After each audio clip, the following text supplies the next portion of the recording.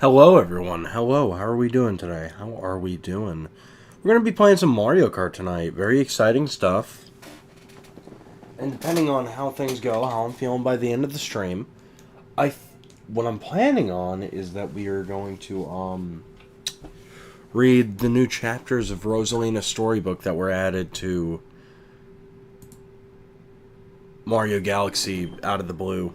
Oh, also, you know,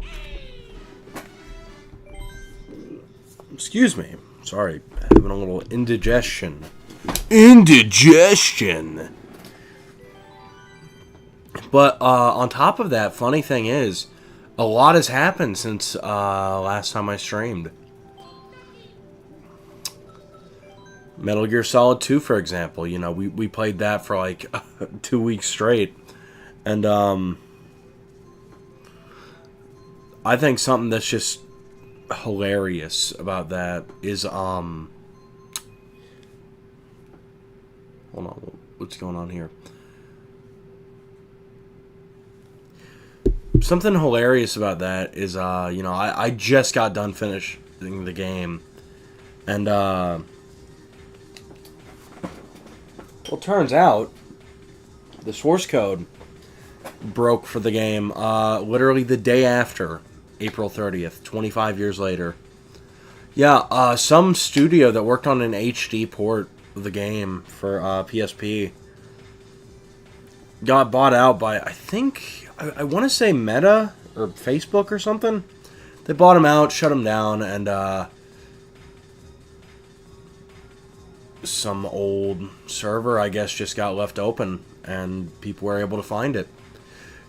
From what I hear, it's kind of a similar situation to what happened with the Mario 64 source code. You know, it wasn't from the big conglomerates themselves, rather from a like a second party source. Because I mean, that's how stuff for the N64 got out during the Giga Leak. Like it was what was it? It was IQ. They were a company based in China who were bringing the N64 over there because they had some weird laws against consoles at the time. But yeah, no, they just had a bunch of unprotected servers, and people were able to go in at some point and just, grab file sets. Similar thing happened with Metal Gear Solid 2, but I find it ironic that it happened. That everything just broke loose the day after I finish, the day after April 30th. But, it is what it is. Interesting stuff. But yeah.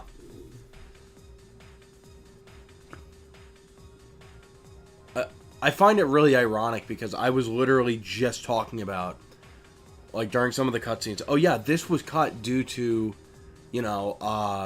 certain events that happened in 2001. Yeah, literally one of the first things that was uncovered is, oh yeah, they just commented out certain actors.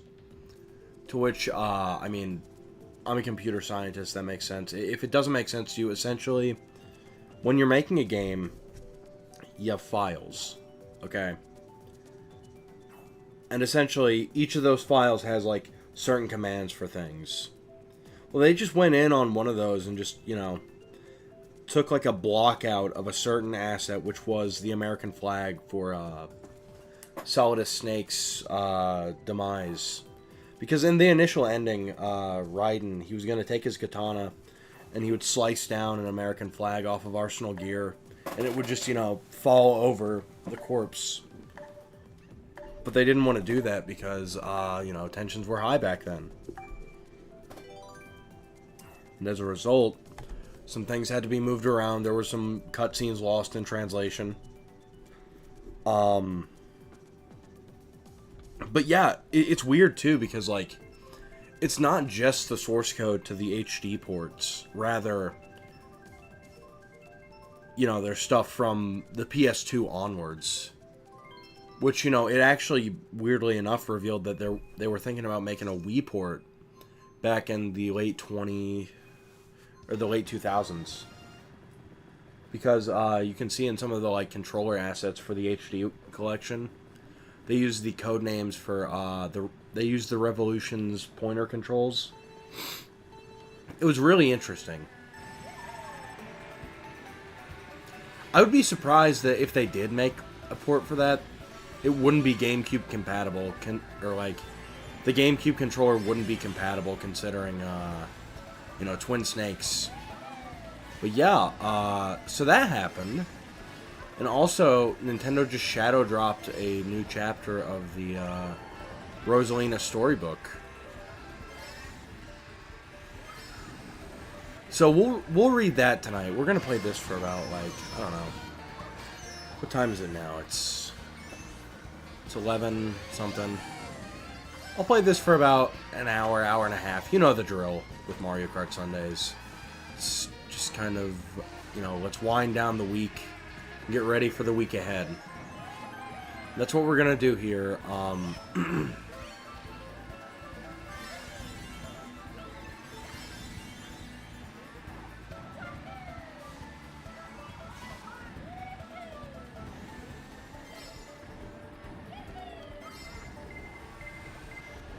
Ow! But yeah, so two big things happened. And by the way, this week, we're going to change some plans around. Initially, I was wanting to, I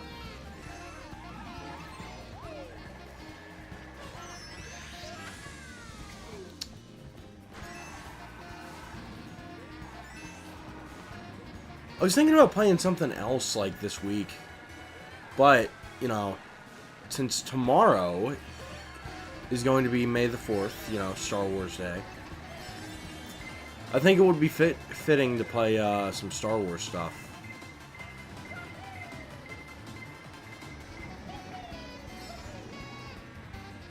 So the plan is, tomorrow I'm wanting to play some Battlefront 2 for the, you know, the Switch, since they released that port of the game.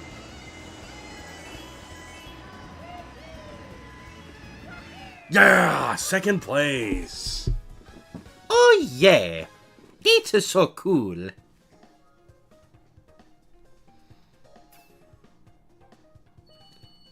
Poo poo.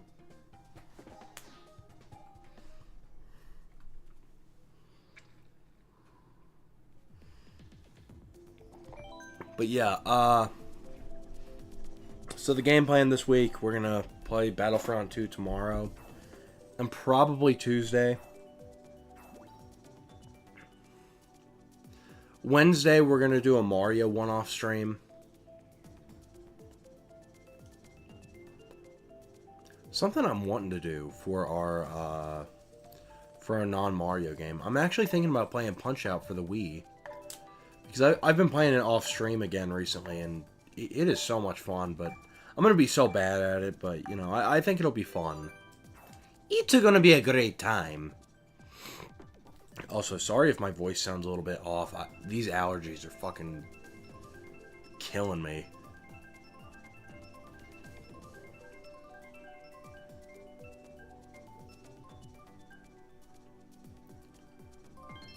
Yeah!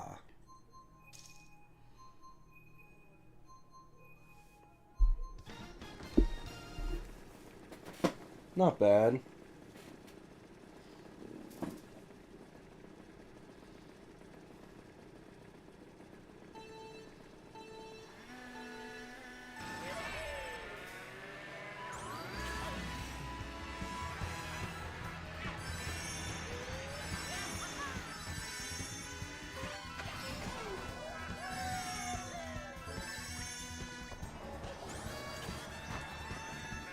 Oh. Is something wrong with me? Thought I was on the ground. Guess I wasn't paying attention. This game is still beautiful, you know, like 10 years post-launch. Like, look at this. This looks so good.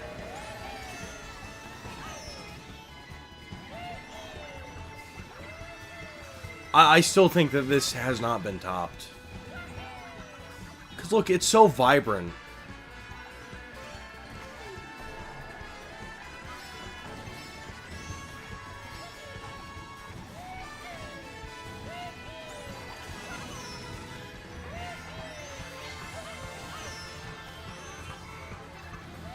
Thank you for the 10th place mushroom. That's awesome. I think there's only 10 racers in this race, so we're at the very back.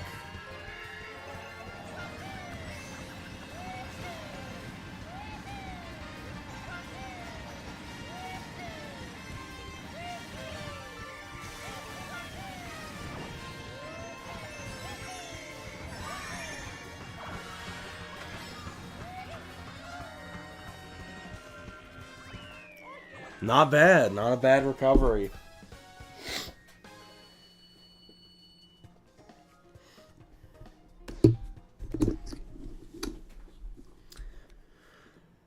But yeah, no, I'm actually very excited about Metal Gear Solid 2's source code dropping. You know, I've seen some people upset about it, to which it's just like, look, it's better that, like, the source code like that be left in the hands of fans who, you know, will actually take the proper care to make sure it's available, than to leave it to Konami, who's, like, notoriously not consumer friendly.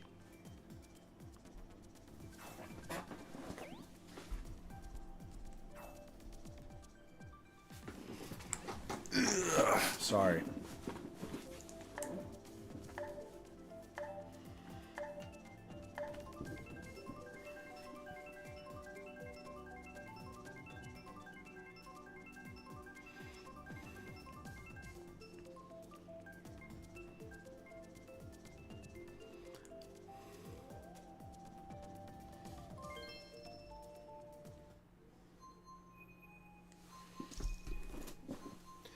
Oh boy, 200cc. I fucking hate this. I don't know. I just think it's too fast for Mario Kart and how these tracks were designed.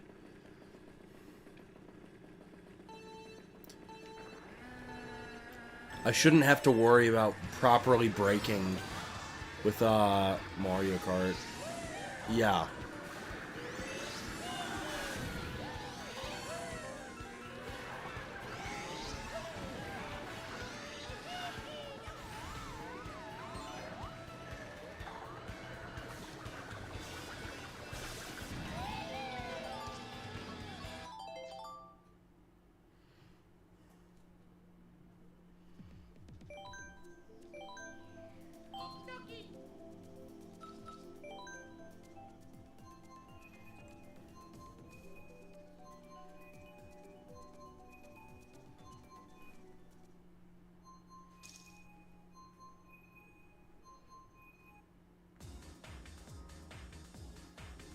Whoa, we just got to Mario? That's so cool.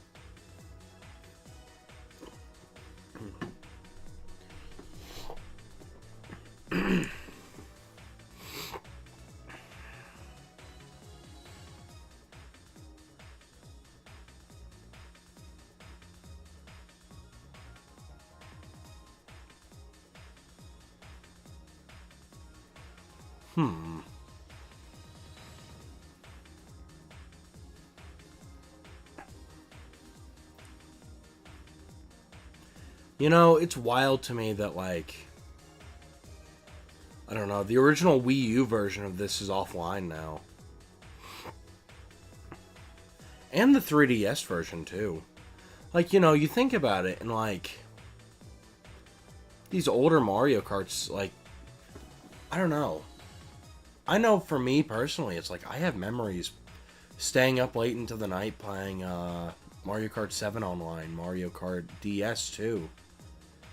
And you know, now you can't play either of those because or online without knowing how to like set up certain routers correctly. I'm mainly talking about DS. Hello, James. How's it going? I'm just reminiscing.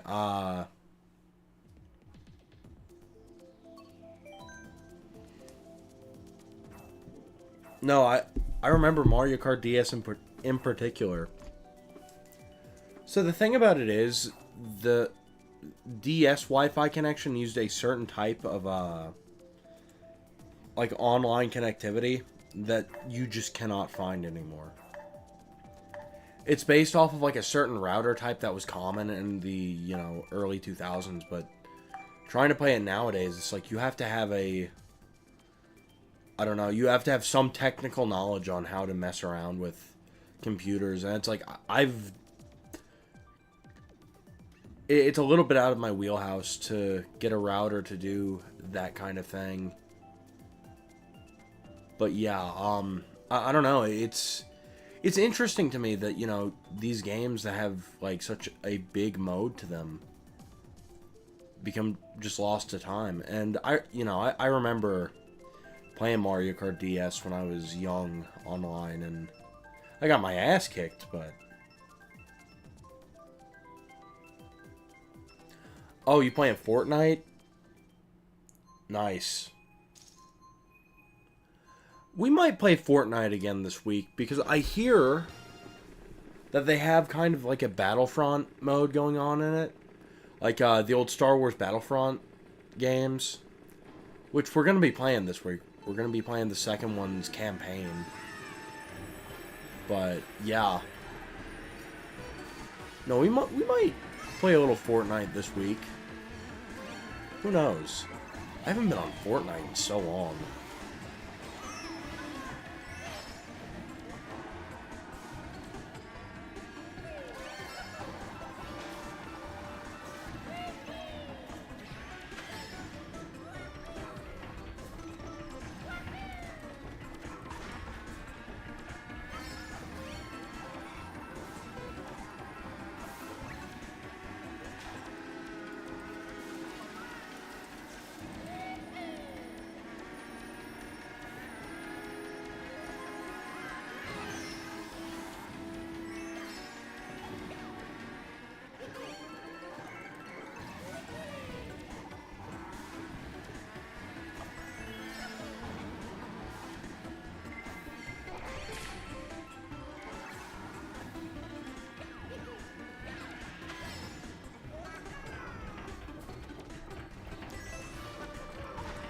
I actually like Fortnite.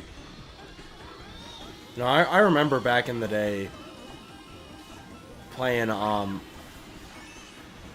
was it? It was, PUBG.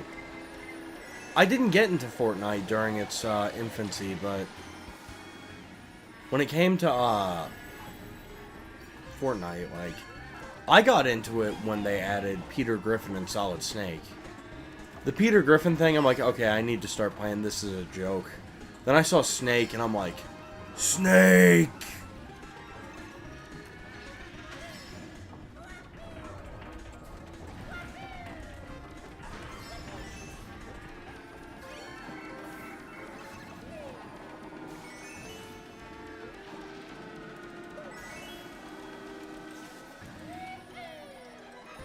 Yes! No!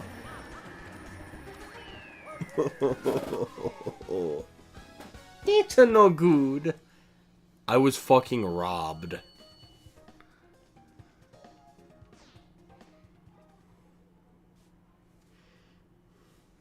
But yeah, no, when I saw Solid Snake was getting added, I'm like, shit, I gotta start playing. And that's how I, kind of got into Fortnite. Now it comes and it goes. It's kind of like Minecraft in that way, except I don't really like Minecraft. To me, Fortnite is like what other people see as Minecraft. It's like, you and the boys get on for like a few weeks, and it's like, oh my god, this is great. And then you don't play it for a year. Is that fucking Scott the Woz? Look. Hey, y'all. Scott here.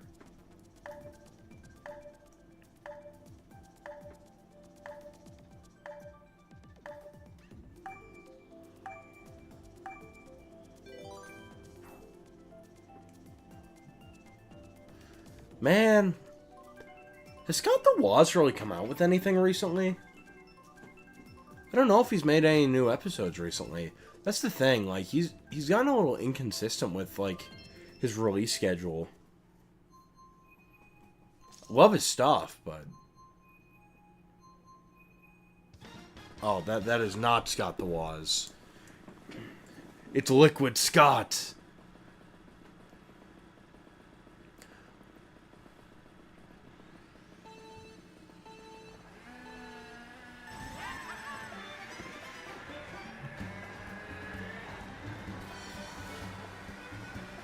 You motherfuckers. You motherfuckers.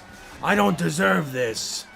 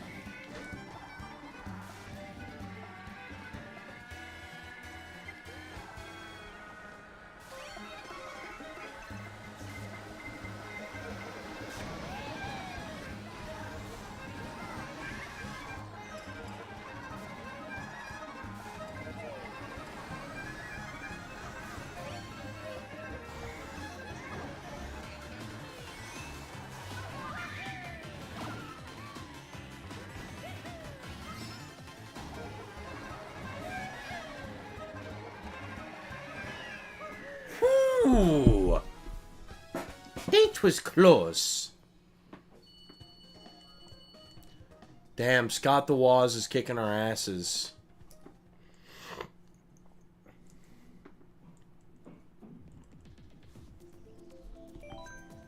Man, it feels weird getting older.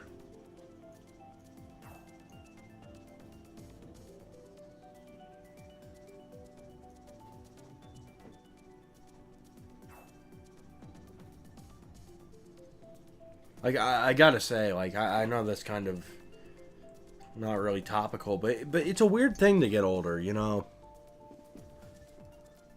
I think about all these things that, you know, seem like they happened yesterday, but then I think about them and it's like, oh, it's been much longer than that. Like, stuff that happened in, you know, 2022, 2023, it's like, oh, you know, that happened like a month ago. And then it's like, oh, that's been 3-4 years ago. It's crazy. I mean, I started this channel, like, over 2 years ago.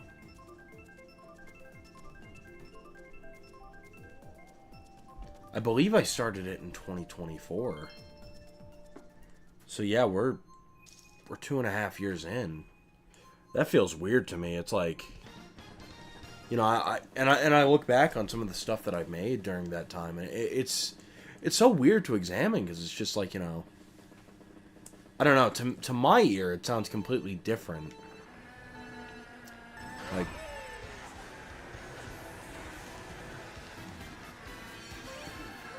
I do not sound the same as I did when I was, you know, 21, 22. But then again, I don't know. I think part of that is, like, especially with the Mario voice. I mean, it's just, I got in practice, but even still, it's It's a weird thing to examine. Sounds like two different people.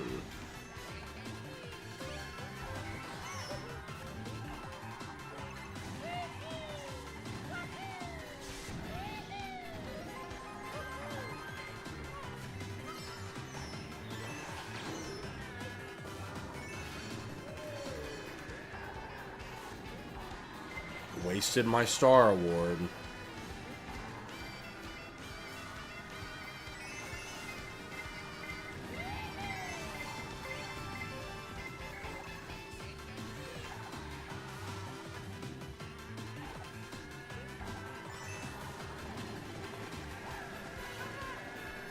Marvin, please. Marbips, please.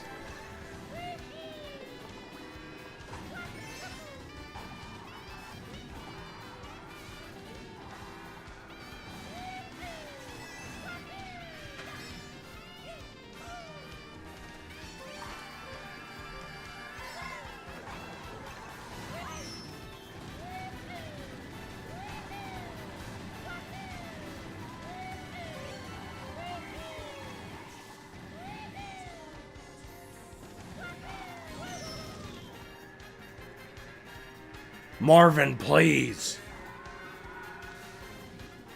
Marbips, please.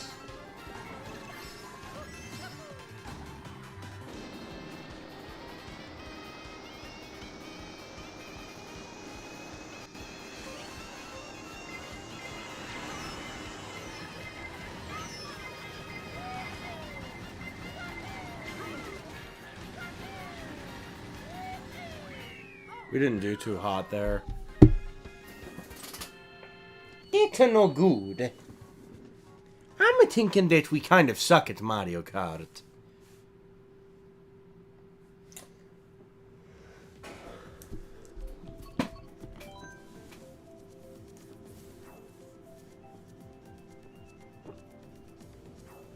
So I found out what was going on with that one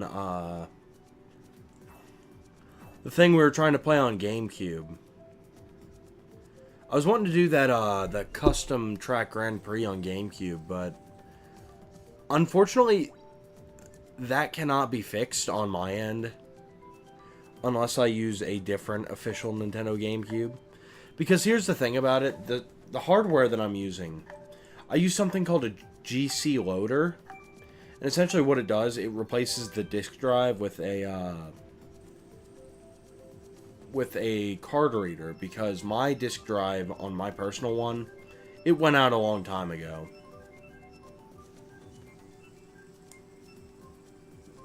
But there's just like file size limits that like prevents it from reading properly if it's over like 2 gigs. And unfortunately the Mario Kart project is honestly closer to 3. So, yeah. Looks like we won't be playing that. But yeah, in terms of Mario Kart stuff, I'm planning on doing a different Mario Kart this week for our Mario stream, because here's the thing, we're a Mario without a Mario game to play. And quite frankly, I don't feel like doing another 2D Mario right now, so if we are to do another one of those anytime soon, I'm thinking about playing more Maker, because that's always fun.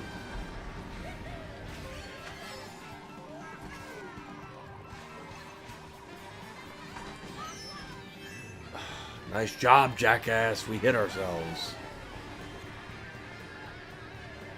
But,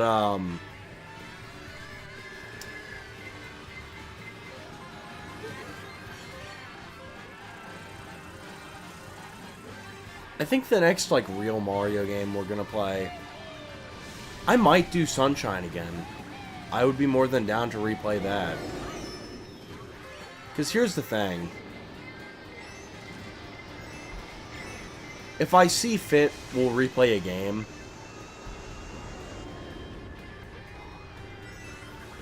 And I think for some of the earlier stuff like that, I see reason to replay it. for our non-Mario game for the next, I don't know, week or so. And by that I mean for the next probably like 2 or 3 weeks. Probably going to be Star Wars Battlefront 2. You know, I could see us getting that, the campaign done, because it's like a 10-hour campaign.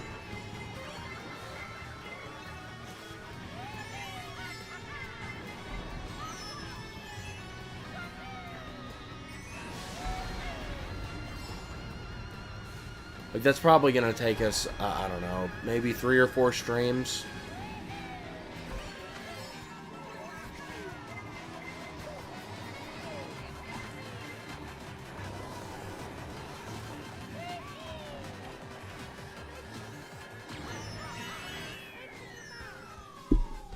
Yes!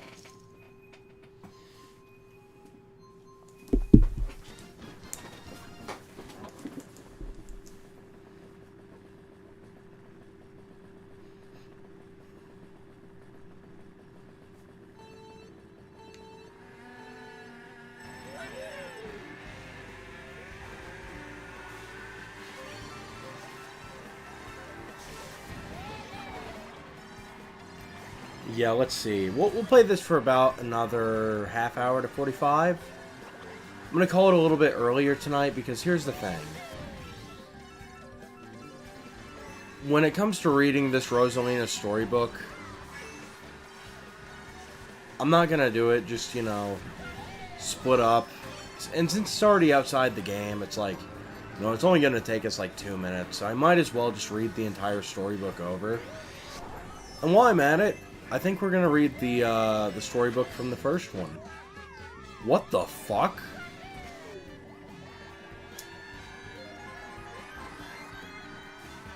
But yeah, I think what we're going to do is we're going to read the Rosalina storybook from the first and second one. So we'll call it at about, I don't know, at hour 10, hour 20 in the stream.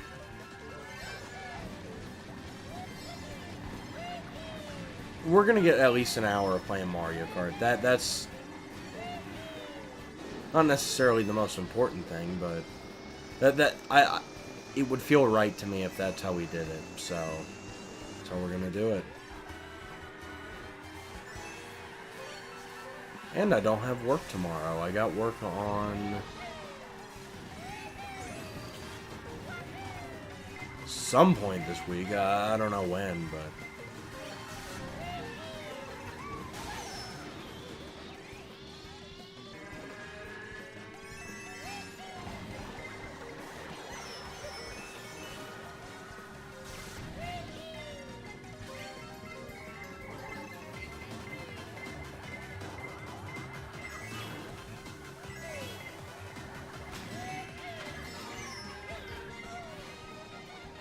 Yes!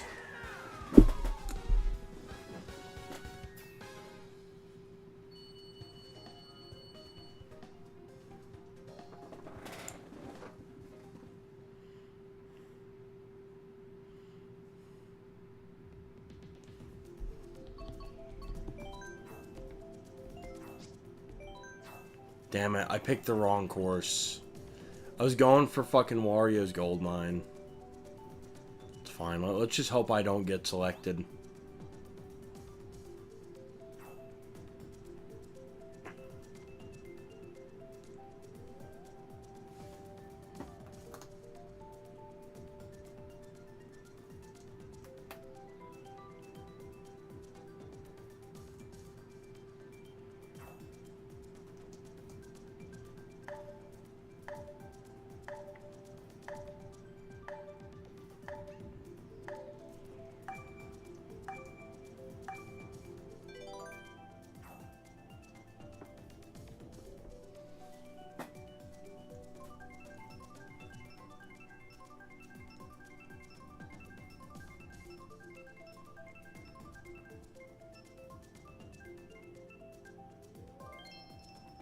Fair enough.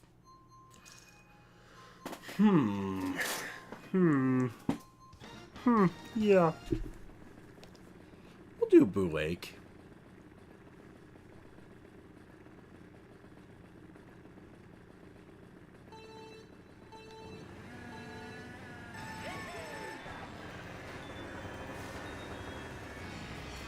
Mario Kart Super Circuit is underrated. I think it clears Super Mario Kart, but at the same time, it's like, I don't know.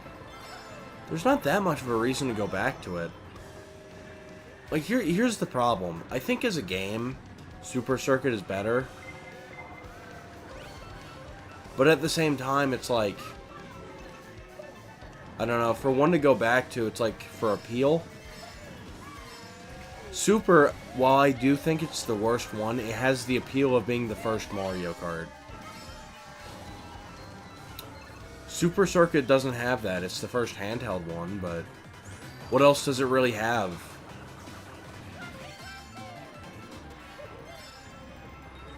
I mean, it has some really good tracks, but, you know.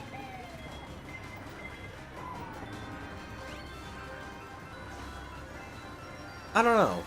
Maybe I could go through and do all of Super Circuit one day on stream. It would be a multiple stream process because it is a bitch and a half to 100%, but it's a fun game.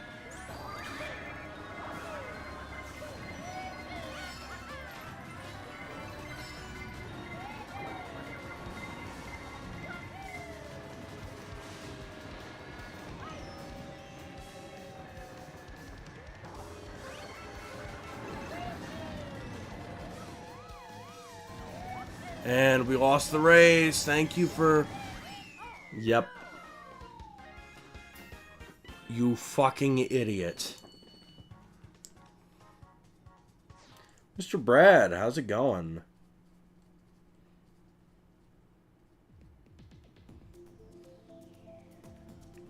I'm doing okay. I'm just playing some Mario Kart. And dude, in about 25 minutes to like half an hour. Yeah, in about half an hour, dude. I'm gonna read a story.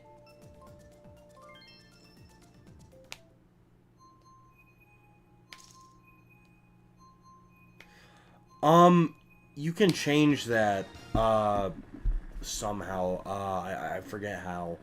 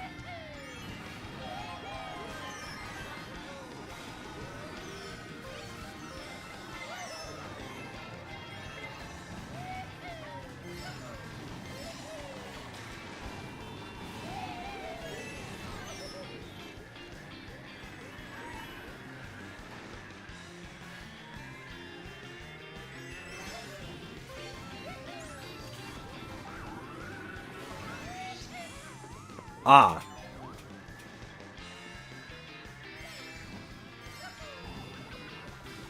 Dude, it was pretty damn good.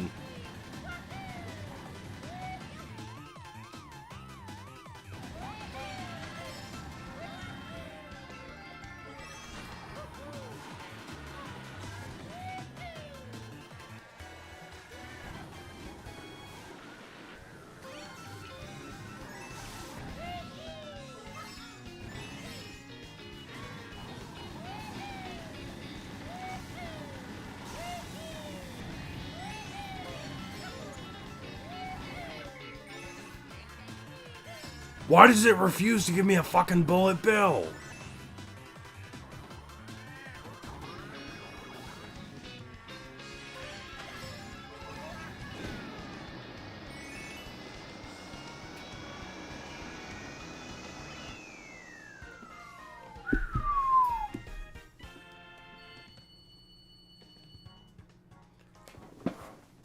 Hell yeah, dude. That's awesome.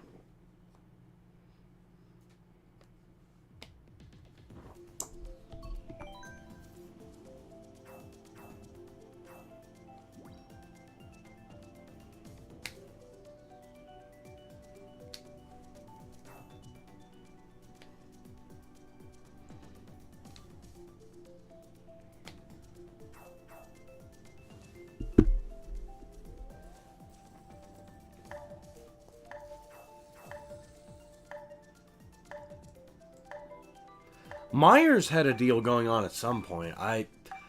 You'd have to talk to Sean about it, because he was on top of that, but I don't think it's going on anymore.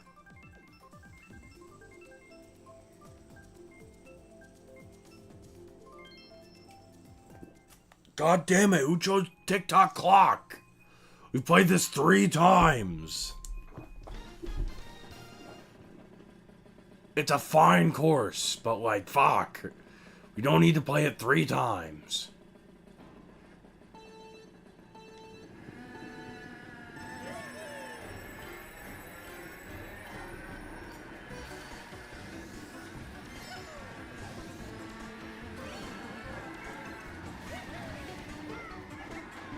I'm having, like, cosmic bad luck. I don't know what it is, but, like, legitimately, it's like, you know, I don't know. It's like, can I have what I need? No. Here, have a singular mushroom in fucking 12th place.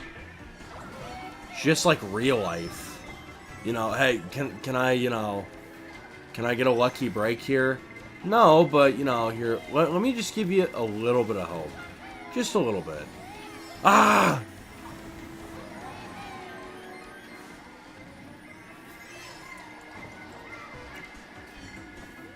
I feel like fucking Solid Snake in, like, the electrocution chamber from the first one. Just...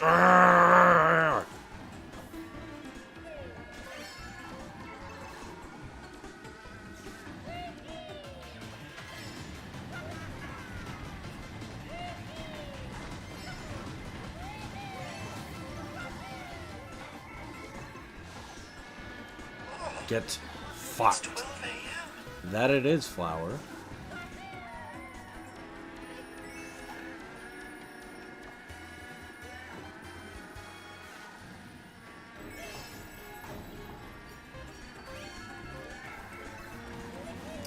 Stop it with the mushrooms. Give me something substantial, please.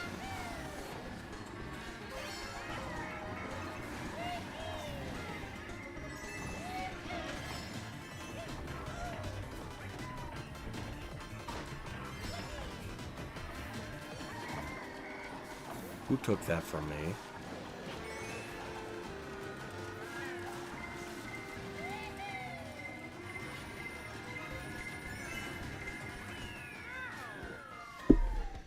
I don't know, Mario. I don't know. I don't know.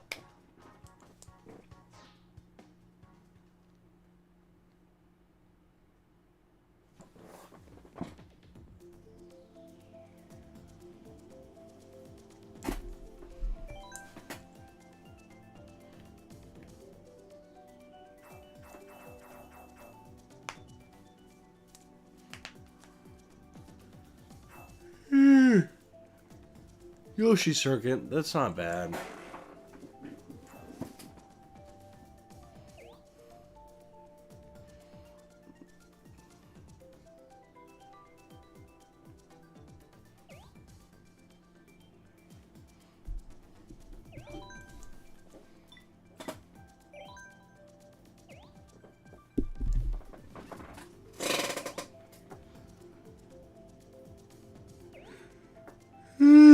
Man.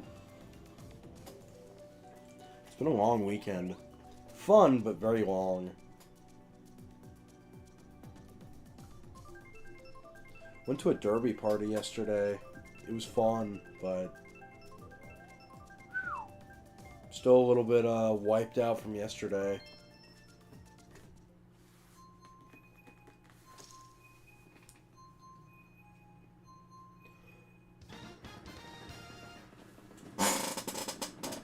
Hell yeah, that would be awesome.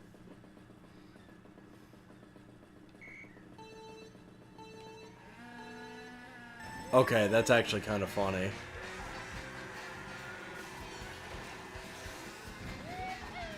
Look at all the fucking Yoshis on the track.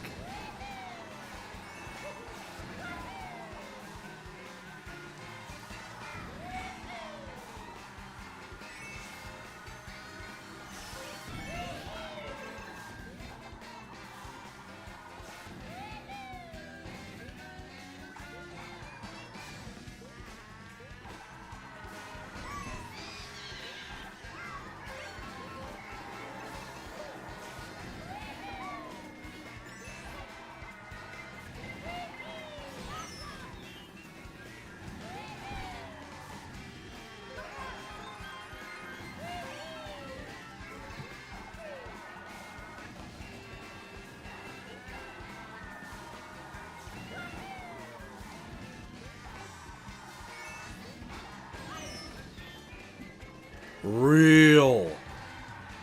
That's so true, dude. That's a truth impact.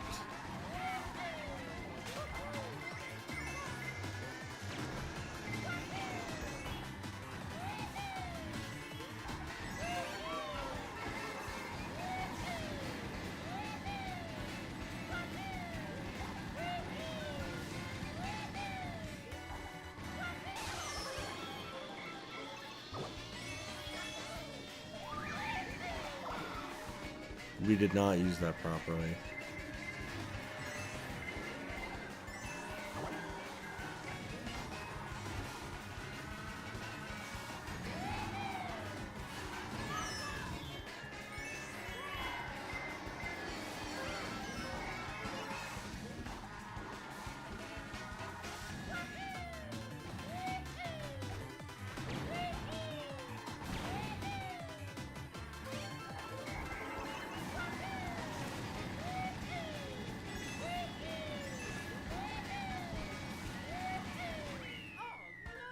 I got cheated.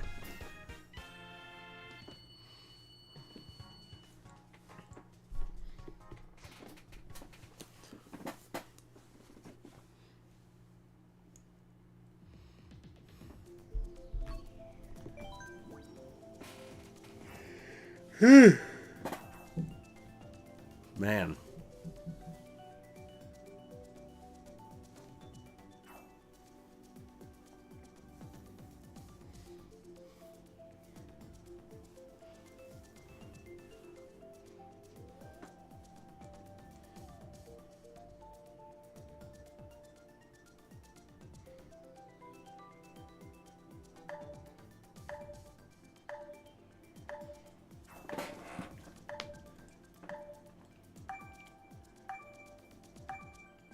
Oof.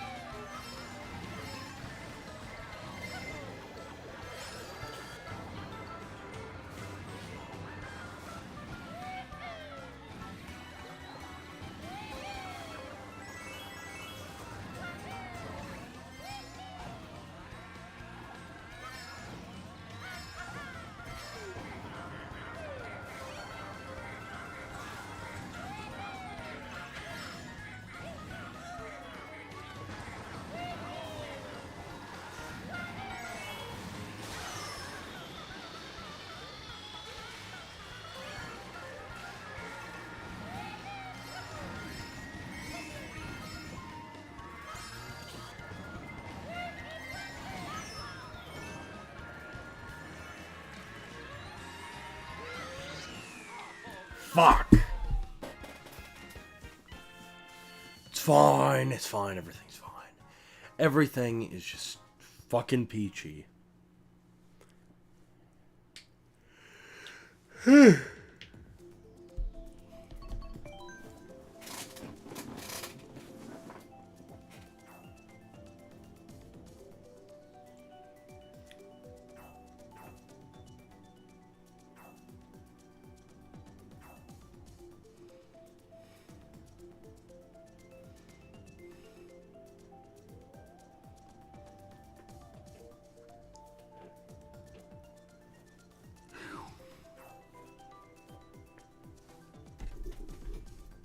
You know, and I was talking about this earlier. Getting older is such a weird thing, because, you know, like, some friends are in the same spot as you in life, you know, just hanging around while others are, like, buying houses and shit. It's weird being a sensitive young man in his 20s, because, here's the thing. I have friends who, you know, are in the same position I'm in, but at the same time, I have friends who, you know, they've already had a kid. They're married. They bought a house, and it's like, what the fuck? Meanwhile, I'm sitting here playing with, like, fucking action figures. It's like, I feel like that one, the gif of the dog in, like, the propeller hat holding the lollipop. Yeah, that's me right now. So. Woohoo! It is so true. Vroom vroom.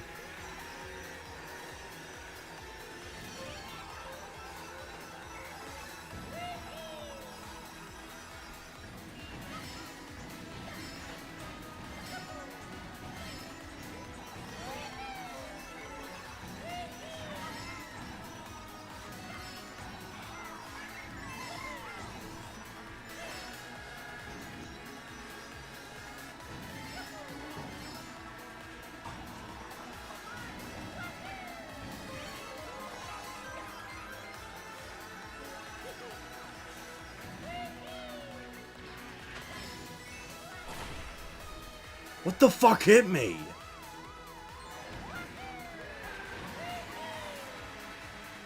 I went from fucking 1st to 9th. Thanks, asshole.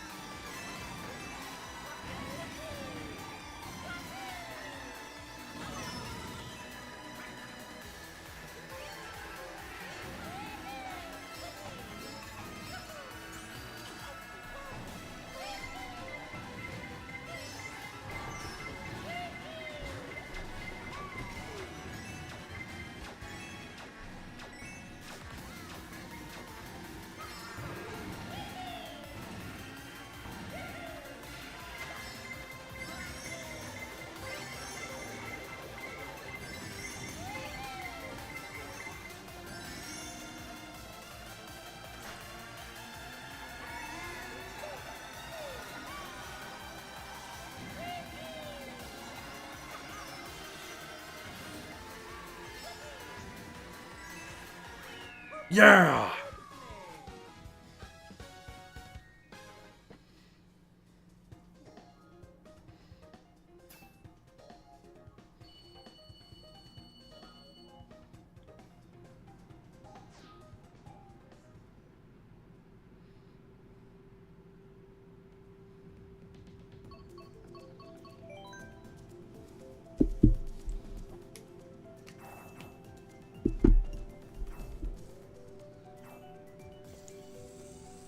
So yeah, we'll play this for about 10 more minutes. So we'll do 2 or 3 more races, and then we'll get to the storybook. And we'll read both storybooks front to back. And for those of you who don't want to, you know, sit around on stream and watch me do it, I'll eventually clip that and make it a separate post. But I don't know. I think it would be a nice little thing to do.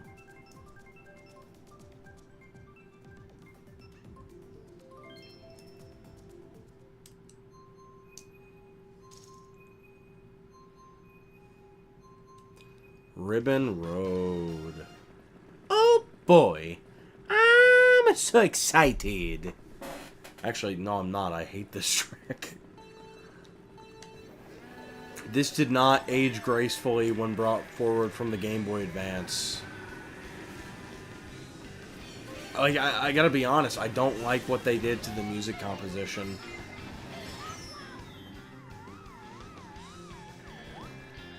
Not to mention, like, the track design just... I don't know, it's just... It has never really been one of my favorites out of H's roster. I think that the original track stood on its own far more than the remake did. But that's just me.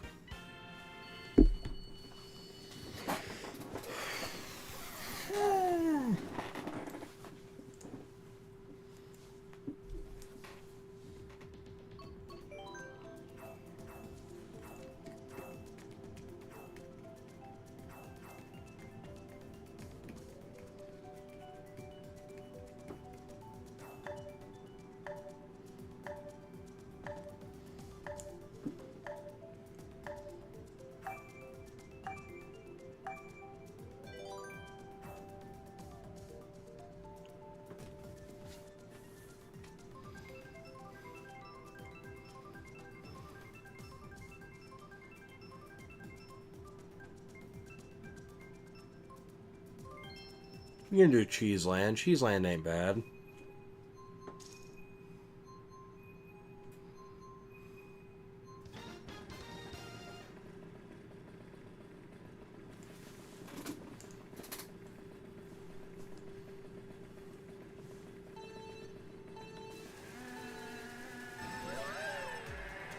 Let's go.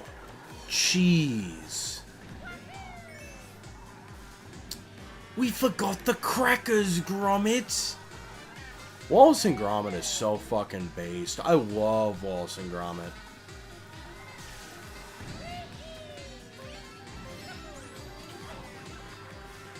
I don't know, there's just something about like the medium of using like claymation for stuff that's like, I don't know.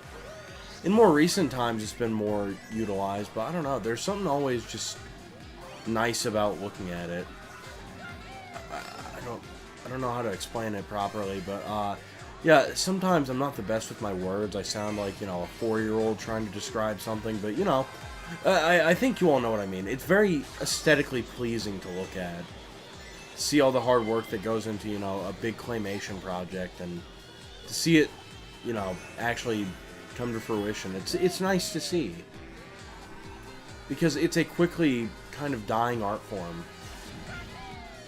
I mean, speaking of Wallace and Gromit, I know the people who made those, the factory that they bought their clay from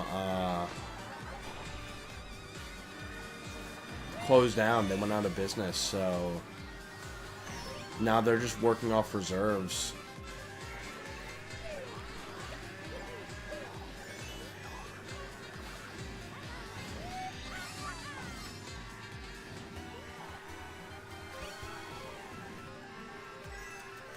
Agreed. I think square pizza is it's underrated, and that's partially due to the American school system. But you know, like rabbit dropping and battery acid pizzas. But you know, I don't know, like an actual like square pizza that was made with love and care and isn't just like slop is unironically really good. Motherfucker!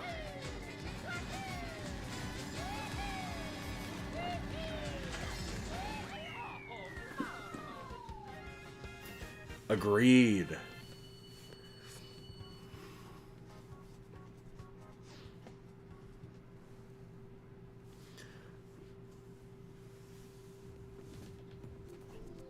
Like, especially if it's like a spicy barbecue drizzle. Like, if it's just like a very sweet, molassesy barbecue. I don't know. Like, the kind that I really like is like, I don't know, kind of like a Chipotle barbecue that, has a slight kick to it. Not that it's like all too spicy, but like, I don't know, like a hot barbecue drizzle would be nice.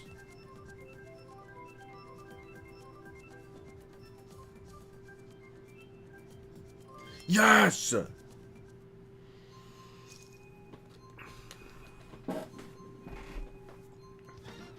I think this will probably be our last race for tonight, but we won't end the stream just yet.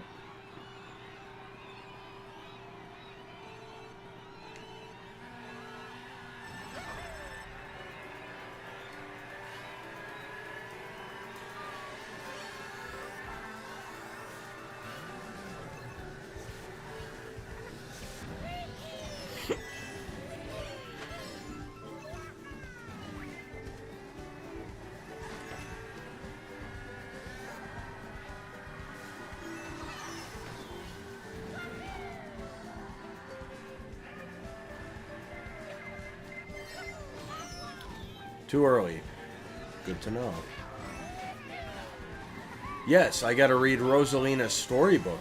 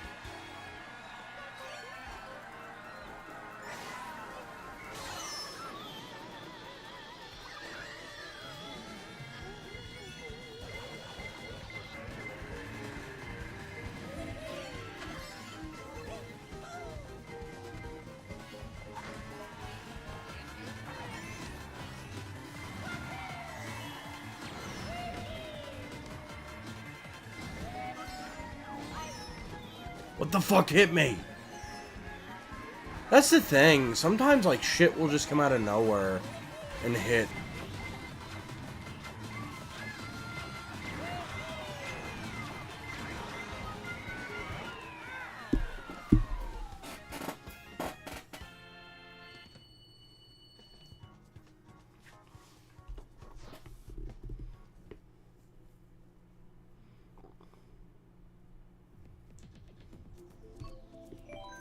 Alright, if it's Sky Garden, we'll play one more race. If it's not, then we will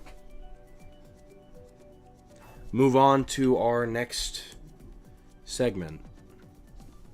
It really does depend.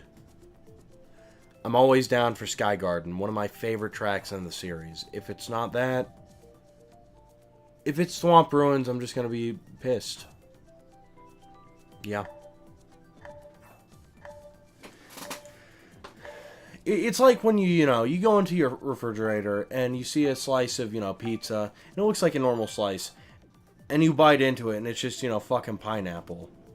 It's like you're gonna be pissed. You're not gonna be happy that, a delicious pizza was ruined by adding fucking chunks of pineapple to it.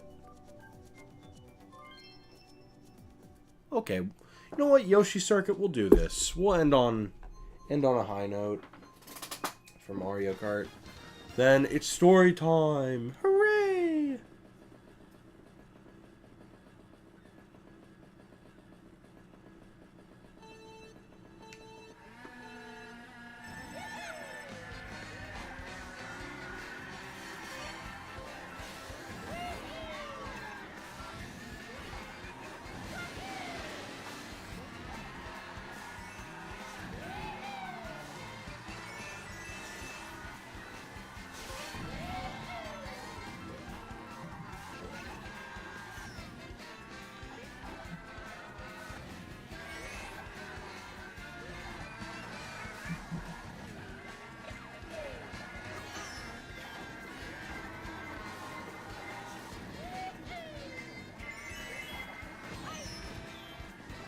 He got me back.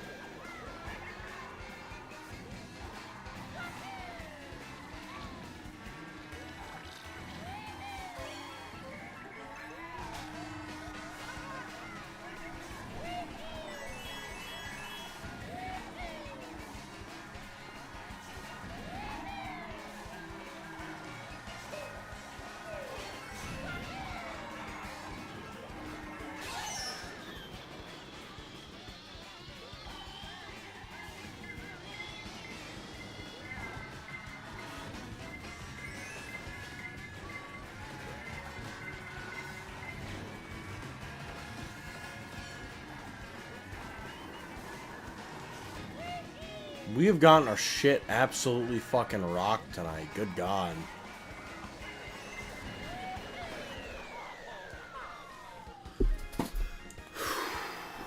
I think that's going to do it for Mario Kart tonight. But I will be right back.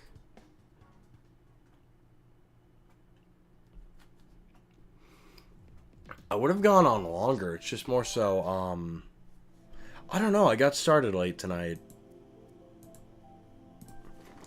Here, I will be right back.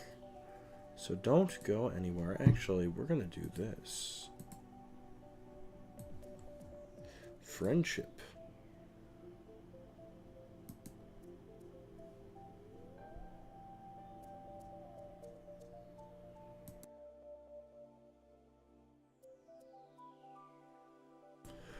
Oh yeah, Bojack? Well, fuck you. How about that?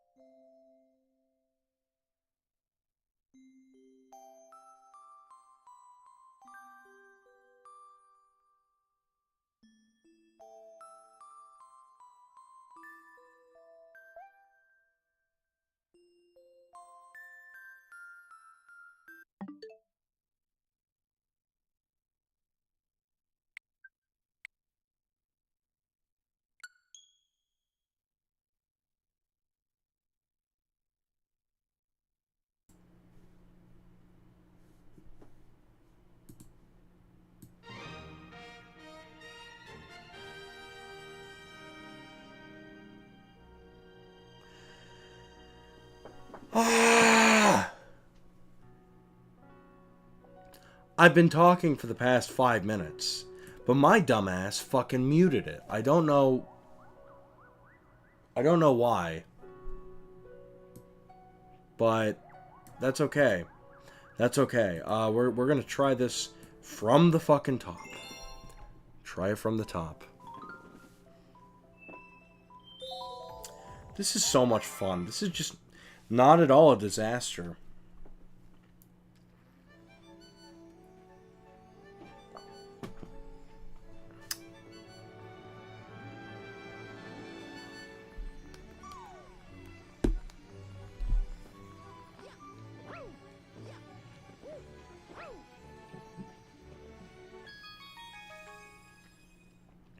So we're gonna try one more fucking time to read the storybook. I'm so excited. I'm so excited. We're gonna read the storybook. Alright. Okay. I'm making noises. That is good. That is great. Chapter 1. The Celestial Duo. Our story begins a very, very long time ago, with a young girl. One day, this girl spotted a rusted starship holding a small star child. "What is your name? Are you lost?" the girl asked the star child. "I'm Luma, and I'm waiting for Mama. She's coming for me on a comet," said the star child, who had been waiting day and night. "Don't worry, I'll wait with you," the little girl promised Luma. At nightfall, the little girl borrowed her father's telescope and peered into the sky. She looked and she looked, but she saw nothing. Hours turned into days, then years, but still, the sky revealed nothing. Finally, the little girl sighed and said to Luma, "If we stay here any longer, I will be an old lady soon." But then she had an idea. "Why don't we go out there and find your mother ourselves?" The girl and the Luma fixed up the rusty spaceship, and then the two set sail into the starry sky. Chapter 2. Starbits. Days passed with no sight of the comet, or even a single planet. Instead, asteroids extended for as far as the eye could see. "If I had known it was going to take this long, then I would have packed more jam," said the little girl above the rumble of her belly. Before they left, she had packed all the essentials: telescope, butterfly net, stuffed bunny, bread, milk, jam, and apricot-flavored tea, but I forgot to bring water. At this, the Luma burst into gales of laughter, and the girl began to pout. As long as I have starbits, I'll be fine," said Luma. "Want some?" The little girl couldn't stay mad after hearing this. Luma continued to laugh, and the girl couldn't help but join in. "All right, maybe just a nibble." Leaning far out of the ship, the pair began to collect starbits with the girl's net. They almost fell out a few times, but they kept on collecting. The starbits tasted like honey. Chapter 3. The Comet. A beam of light pierced through the ship's window. Thinking it was the morning sun, the girl peered through the window, only to find a turquoise-blue comet shimmering at her. The little girl shook the sleeping Luma awake and shouted excitedly, "We have to get to that comet!" The pair descended onto the comet and found that it was made of ice. They looked high and low, but Luma's mother was nowhere to be found. Exhausted, the little girl sat down with a flop, utterly unable to take another step. "Look!" Peering down at the icy ground where Luma was pointing, the girl suddenly noticed clusters of starbits encased in the ice. "Pretty good, huh? Finding starbits is my specialty," said Luma, beaming. "There's ice here, but it's so warm. I bet there's water here too." The two decided to stay on the comet for a while. Riding the turquoise comet, the pair continued their search for Luma's mother. Chapter 4. The Dream. One night, the girl dreamed about her own mother. "Where are you going?" she asked. Her mother retreating back. Without turning, her mother replied, Don't fret, dearest. I'm not going anywhere. I'll always be watching over you, like the sun in the day and the moon in the night. A wave of sadness washed over the girl. What about when it rains and when I can't see the sun or the moon? Her mother thought for a moment before responding. I will turn into a star in the clouds and wait for your tears to dry. When she awoke, the girl's face was damp with tears. You have star bits in your eyes, said the Luma to the girl. Wiping her face, the girl replied, These are tears, not star bits. I'm crying because I'll never see my mother again. At this, Luma began to cry too. Mama! Oh, Mama! Wah! The pair traveled through the starry skies, and though they encountered many other comets, not one of them held Luma's mother. Luma was despondent. Now, Luma, the rain clouds won't go away if you keep crying, the girl said, giving Luma a squeeze. I'll give you a present if you stop. The girl closed her eyes and said gently, I'll take care of you. With these words, she felt a small spark in her heart. Chapter 5. Home. The kitchen will go there, and the library will go over here, the girl said busily to herself. We'll put the gate here. Ever since the girl took Luma under her care, she's been bustling about at a feverish pace. It's a lot of work, but it's worth it to make a happy home. It turned out that the starbits weren't the only things buried in the ice. There were tools and furniture unlike they had ever seen, and the girl used them to build a home. Looking at the completed house, Luma remarked, Don't you think it's awfully big for just the two of us? With a library, bedroom, kitchen, fountain, and gate. It was certainly spacious, but still, something seemed to be missing. If only my father, brother, and mother were here, the girl said, wistfully. Indeed, the house was too large for its two small residents. That night, clutching her favorite stuffed bunny, close to her heart, the girl fell asleep on the starship. Chapter 6. Friends. Then one day, while the girl sat sipping tea, a tiny apricot-colored planet appeared on the horizon. From the planet, another Luma of the same color emerged. Do you two know each other? The girl asked the two Lumas gleefully. Despite the girl's excitement, they seemed uneasy. The two Lumas neither drew closer nor backed away from each other. Instead, they just stared. Then one Luma broke the silence. My mama. At once, the apricot Luma parroted back, My mama, my mama. My mama, my mama. The two Lumas began to dance around the girl frantically, and neither showed any signs of stopping. The girl was so charmed by this adorable scene that she couldn't help but laugh, and that's when something very strange happened. Suddenly, more Lumas began to pop out from the apricot planet. They were all different colors, but they all shouted the same thing. My mama! My mama! The sight of all the shouting Lumas only made the girl laugh harder. What am I going to do with all these children? The Lumas just stared back blankly as she doubled over laughing. I guess we'll have to name each and every one of you. Tomorrow, once she had finished naming them all, she would begin moving all the Lumas into a new house. Chapter 7. The Telescope. After seeing their 100th comet, a sudden thought popped into the girl's head. I wonder if my home planet is still as blue as it once was. That's when she remembered her father's telescope. Peeking into the telescope, a tiny blue dot floated into sight. It was smaller than a starbit. How strange. It's so far away, yet it feels so close.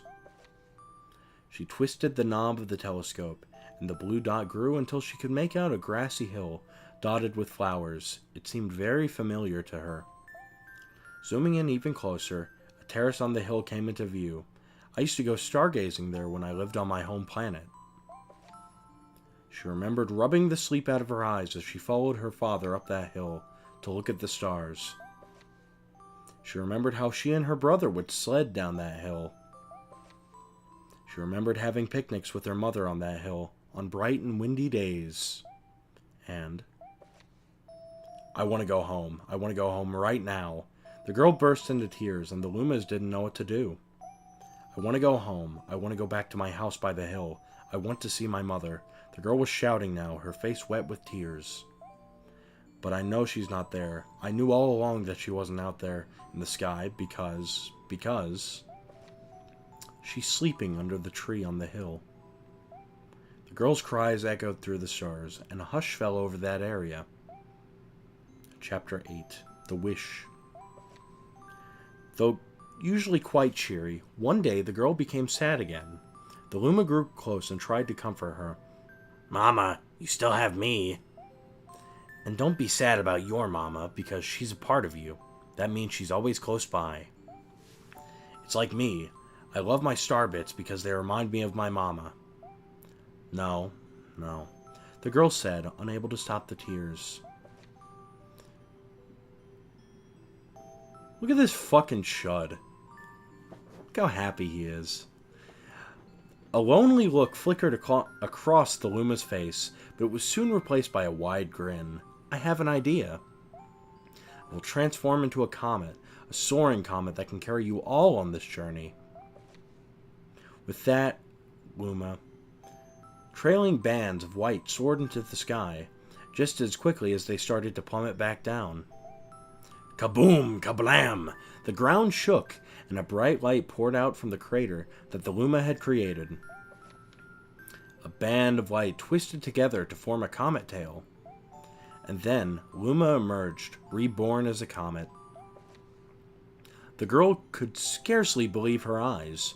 "But how?" she kept asking. Our destiny as Lumas is to transform into different things, and a red Luma who had suddenly appeared, stars, comets, planets, we can become all sorts of these things. "When I grow up, I want to become a star that will make someone special smile," said a green Luma. The blue Luma chimed in. That Luma turned into a real cutie of a comet, didn't he? All of the Lumas together said, "No more crying, Mama." "Thank you," said the girl in a whisper, and she pulled the Lumas close and hugged them. From that day on, starbits no longer fell from the girl's eyes. The comet set forth for the girl's home planet, its long tail blazing proudly behind it. Final chapter. Family. With many Lumas and telescopes, the comet was quite a sight to behold. The girl and the Lumas were proud to call it home.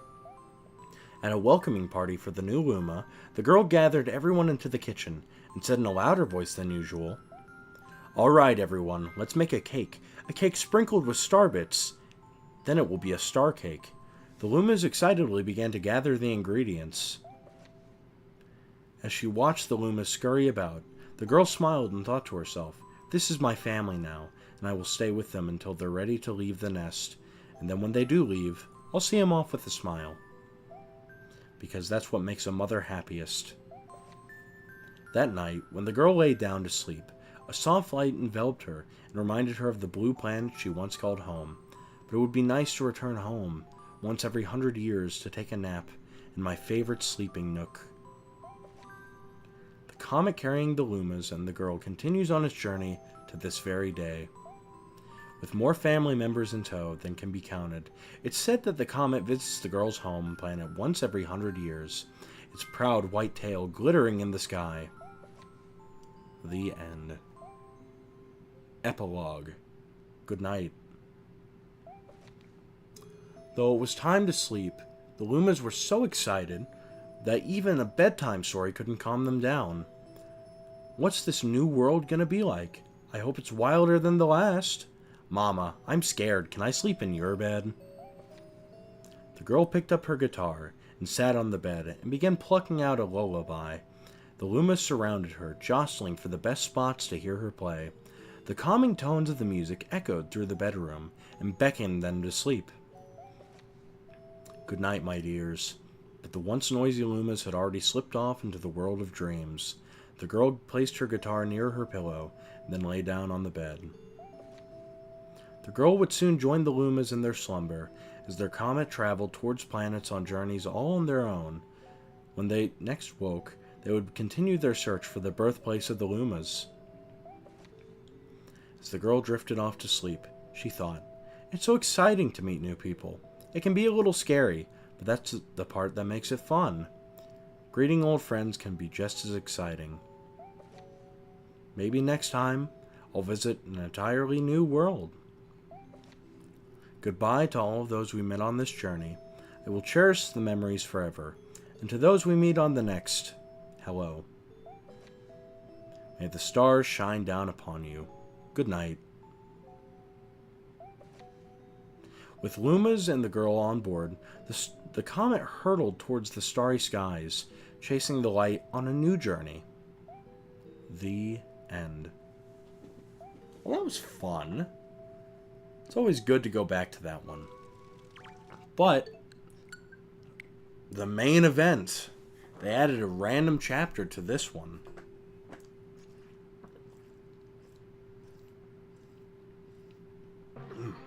Excuse me. So we're going to read this, and then that will be it for tonight.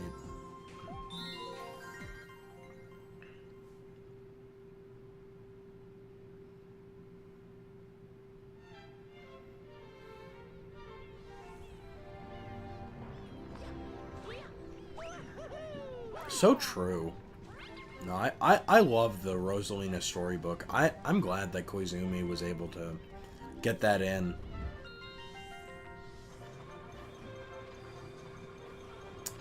Alright, and now time to read the second storybook. There's only 5 chapters to this. Chapter 1, Twins. A long time ago, there were twin star children named Mari and Lu. They lived happily with the Lady of the Shooting Stars and among their many friends. The twins looked identical, sounded identical, and spent all of their time together. It would have been difficult to tell them apart, if not for their entirely different personalities. Mari was impulsive and outgoing. Lu was shy and introspective. They complemented each other so well, so they got along. They lived together their whole lives and were nearly inseparable. Until one day, they were forced apart when Mari turned into a star. In the blink of an eye, she shrunk down small and then burst into light. She left only stardust in her wake. But why? The Lady of the Shooting Stars had taught the Lumas that they could become stars in order to help someone. But Mari became one for no reason at all. Lu rushed to the Lady of the Shooting Stars for help, who said, "I'm afraid Mari has left this path, but she will always be in our hearts. The stardust she left behind will give life to new star children. She may return someday. That could be tomorrow, or 100 years from now, or even 10,000 years from now." Upon hearing this, Lu covered her ears and cried. Chapter 2, Alone.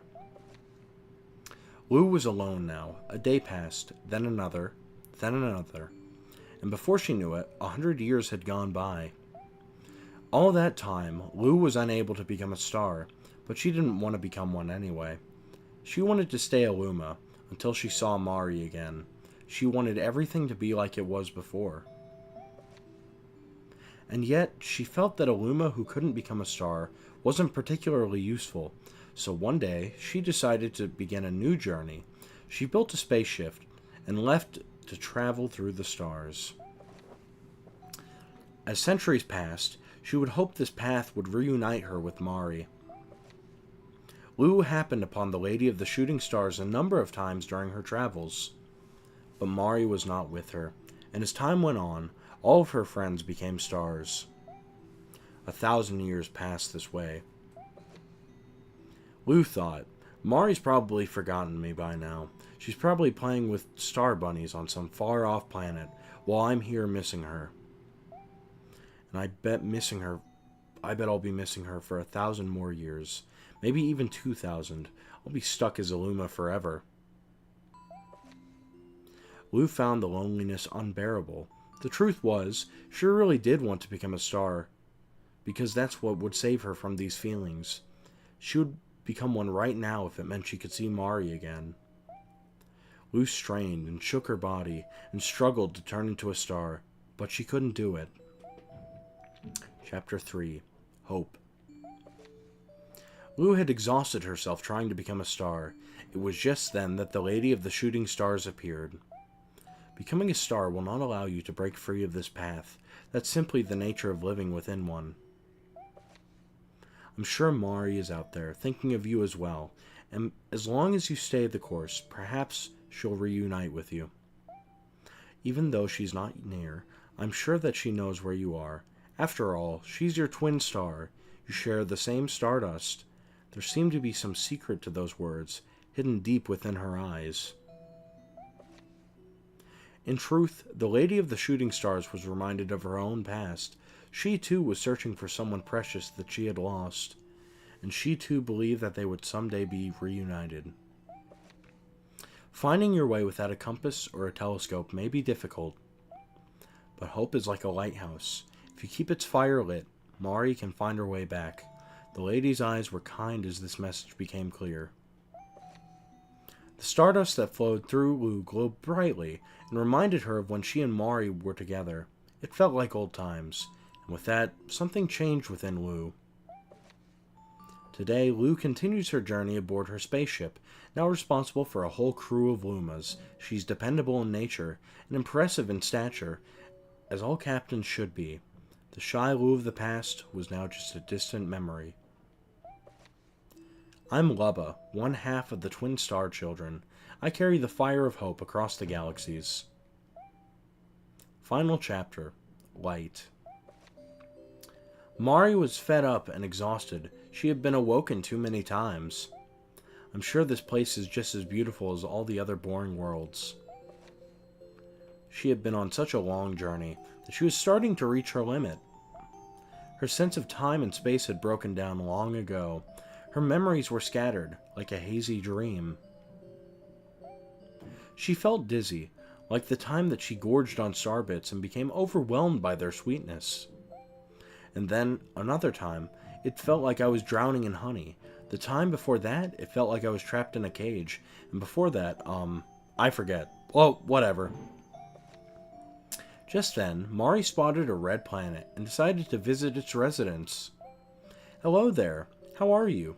This planet looks pretty old. In fact, it may have lived a little too long. Looks like it could explode at any moment. The residents didn't seem to understand. Instead, they just ran away when she approached. But that's how it always went.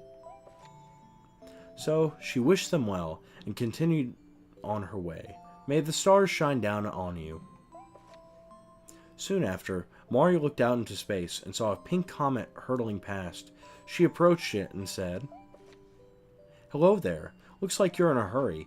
Life may seem long, but it actually moves by pretty quickly. So moving as fast as you are is a great way to experience as much as you can. The comet replied, You're a tiny one, yet you talk of life as a grown-up. Who do you think you are, and where do you come from? Mari sighed, as if she had been asked those questions before. Who I am, where I'm from. I don't remember stuff like that. Do you really think those things are important anyway? The comet was so shocked by Mari's response, it nearly crashed into a star. It's pointless to remember stuff. We just repeat the same cycles over and over. So just forget about me, and I'll forget about you, and then we'll both be on to the next thing. The comet said, You're quite the peculiar little one, out here on your own. Shouldn't you go home to your mama? Mari scoffed as the comet drifted away. Mama. What's that word? It sounds sort of familiar, but I'm not sure why. Well, whatever. It was time for rest anyway. On the next world, Mari awoke to what was pitch black. There is no life, and the stars had yet to be born. The galaxy was just about to take shape. But even in a place with no light, with nothing at all, Mari wasn't bored. She would become a star again soon, so she just needed to wait. I remember hearing that a Luma can become a star in order to help someone special, but I've never served any purpose as a star. Who was it that told that to me, anyway? Well, whatever. Mari liked the endless darkness. She preferred it. In fact, she found light bothersome. What's that? She saw a glimmer in the darkness, and a familiar feeling washed over her. Could that be Lou? It must be. I remember this feeling. I'm gonna find her. I'll seek out my other half, no matter how long it takes. She's out there somewhere, and I'll never stop searching. With that goal in mind, Mari turned into a star again. A glimmer disappeared, and all that remained was the quiet of the darkness. The end. Epilogue. Journey. That night, the Lady of the Shooting Stars had a premonition that a new star would be born soon. Usually on an occasion like this, she would invite a crowd of Lumas to the kitchen to celebrate, but this time, she decided to wait alone in the garden. In the grassy field below the night sky, only the sound of the wind could be heard. Sitting there reminded her of the first time she spied the hill through her own telescope. In the garden, she would take in her surroundings with a peaceful heart. On this night, she spotted two streaks of light in the inky sky. Looking more closely through her telescope, she saw that one was blue, flying like an arrow. Chasing was a purple light. The two lights never touched, nor did they part. In fact, it looked like they were playing. The two lights began circling each other gleefully, as if they were dancing. Their pace got faster and faster. Their light grew brighter and brighter, until, with one burst, they suddenly transformed into two suns. The twin stars continued to circle each other, bathing the garden with warm sunlight, as the sky turned blue, with the sound of the wind that seemed to turn into a waltz. Hello, new stars. It's nice to see you. A star bit fell from her eye, and also, welcome back. Then she heard a voice down by her feet. Don't cry, okay? Your mother's waiting for your tears to dry. The lady kept her gaze upon the sky. I know. Oh, hey! It's 1 a.m. Shut the fuck up. I'll keep quiet for a while. You should. The lady kept her gaze on the sky. I know, but these newborn stars are so beautiful. It's so hard not to be moved by their light. It's so new and bright. As they're pulling each other together so strongly, their orbit ensures that they'll never part. She wiped a star bit from her eye. They each found their special someone. But when will I meet my special someone? The girl asked sadly. The lady's voice was kind. The strongest force in all the universe is a heart that never gives up. The girl regained her brightness and gripped the lady's hand. Yes, I think that's how we must be. The lady squeezed the girl's hand in return. And with that, the Lady of the Shooting Stars went back inside, where she was met with a great number of Lumas in the bedroom, awaiting a bedtime story from their mama. Ever since that day, the sun's light fills the garden, and it's said that the wind whistles through the meadow to the tune of a waltz. The end.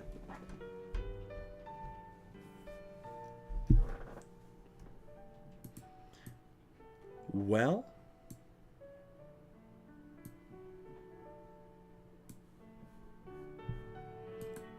that was fun. You know what? Thank you, Nintendo, for adding that chapter to the story. I'm glad that I could read through this again. But yeah, fun stream tonight. I had a good time. I'm thinking tomorrow we'll do Battlefront 2. That's always fun. And sometime this week, I'm wanting to do Mario Kart DS mission mode, so we'll see what we do there. But yeah, I think that's going to do it for us tonight. Fun stream. But yeah. And, I mean, after that, I'll figure out what we play, because we need a new Mario game to play long term, so we'll see what we do. So true. That's real. But yeah, think that's going to do it for me tonight. Good stream, good time with you all. Thanks for joining, everyone. Yeah, that's going to do it for me. So, with all that said, it's been fun. It's been real. I even think that it's been real fun. But it's a time for Mario to go. So I want to thank you all for watching. This has been Kentucky Mario, and I will see you all next time. Okie dokie. Mario, see you next time. Ho ho! See you later. Mario, think all of you all are fantastic. Okay, bye bye.